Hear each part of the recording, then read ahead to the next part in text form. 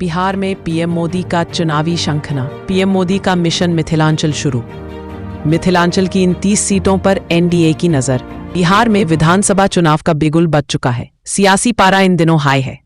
इस बीच पीएम मोदी आज से बिहार में अपना चुनावी अभियान शुरू करेंगे।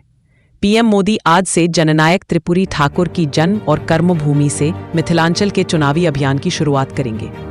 पीएम मोदी आज समस्तीपुर के दुधपुरा में सभा करेंगे, लेकिन अब सवाल उठता है कि आखिर पीएम मोदी की यह रैली दुधपुरा से ही क्यों शुरू हो रही है। आपको बता दें कि प्रधानमंत्री की समस्तीपुर में यह चौथी सभा है। इसके पूर्व में वह 2 बार समस्तीपुर, जितवारपुर और 1 बार सरायरंजन में सभा को संबोधित कर चुके हैं। वे समस्तीपुर से मिथिलांचल की 30 सीटों पर सामाजिक समीकरण को भी साधेंगे।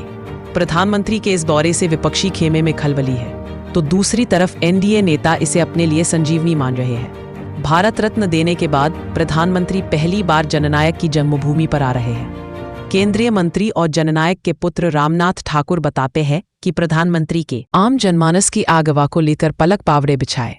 पीएम कर्पूरी ग्राम में उनकी मूर्ति पर माल्यार्पण करेंगे और उनके परिजनों से भी मिलेंगे।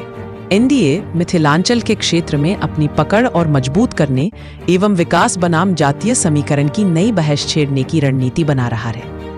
कार्यक्रम का लक्ष्य विकास का जश्न नहीं, बल्कि राजनीतिक समीकरणों को साधने की कोशिश भी होगी। पीएम मोदी की इस चुनावी सभा के बहाने मिथिलांचल की 30 सीटों पर निशाना साधा जाएगा, जिसमें समस्तीपुर, दरभंगा और मधुबनी जिला आते हैं। इन तीनों जिलों में 2020 के चुनाव में 22 सीट एनडीए के पास रही, तो 8 सीट महागठबंधन के पास है। दरभंगा में 9, मधुबनी में 8 और समस्तीपुर में 5 सीट मतदाताओं ने एनडीए की झोली में डाला था। समस्तीपुर की स्थिति सबसे खराब रही थी। यहाँ की 10 विधानसभा में आधी आधी की हिस्सेदारी रहेगी। एक बात साफ है कि पीएम मोदी के इस दौरे से जहां दरभंगा मधुबनी की खोई हुई 2-2 सीटों पर एनडीए को जीत दिलानी होगी, वहीं समस्तीपुर में 5 की तुलना में संख्या में और वृद्धि होगी।